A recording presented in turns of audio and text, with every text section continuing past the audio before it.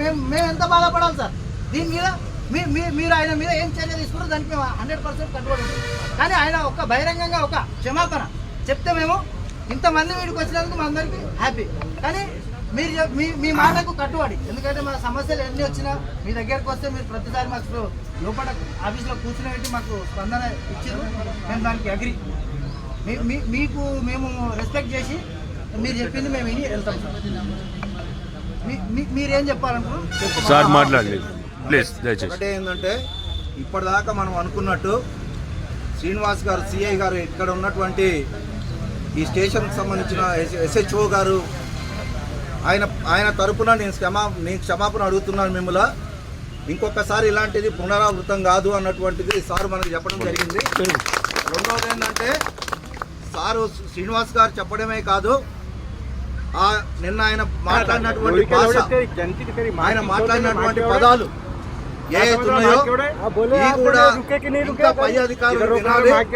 ఆయన్ని గ్యారంటీ మా డ్రైవర్లందరి తరఫున మా తరఫున డిమాండ్ చేసేది ఏంటంటే గ్యారంటీ ఆయన సస్పెండ్ చేయాలి, ఉద్యోగుల నుంచి తీసేయాలి. తీసేయకపోతే మాత్రం కేవలం ఇది కుత్బుల్లాపూర్లోనే ఇప్పుడున్నటువంటి జీడిమెట్ల ట్రాఫిక్ పోలీస్ స్టేషన్లో మాత్రమే ఇక్కడ ఆందోళన నడుస్తూ ఉంది. రేపు తెలంగాణ రాష్ట్ర వ్యాప్తంగా డ్రైవర్లు కనుక తలుచుకుంటే గ్యారంటీ ప్రతి స్టేషన్ ముందల అవసరం అనుకుంటే హైదరాబాద్లో ఉన్నటువంటి హెడ్ ఆఫీస్ ముందల కూడా ఇలాంటి కార్యక్రమం జరుగుతుంది. కాబట్టి ఖచ్చితంగా మనందరం కూడా మనుషులమే.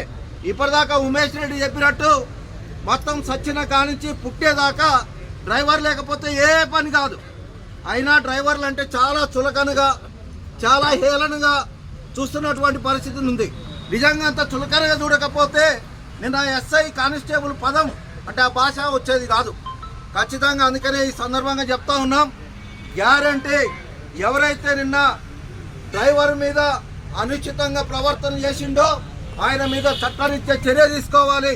చట్టరీత్యా కనుక చర్య తీసుకోని పక్షంలో మళ్ళీ కూడా ఇలాంటి ఉద్యమం కనుక స్టార్ట్ అవుతుందని చెప్పేసి ఈ సందర్భంగా చెప్తా ఉన్నాం. ఇప్పుడు శ్రీనివాస్ గారు, మన SHO శ్రీనివాస్ గారు చెప్పినటువంటి ప్రకారం మనం ఈ రోజుకి ఈ ఆందోళన విరమిస్తూ ఉన్నాం. దానికి సంబంధించిన దాంట్లో సార్ మాట్లాడతారు.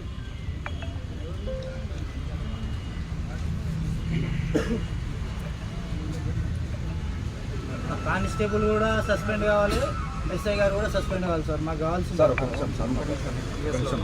చెప్పాను కదా,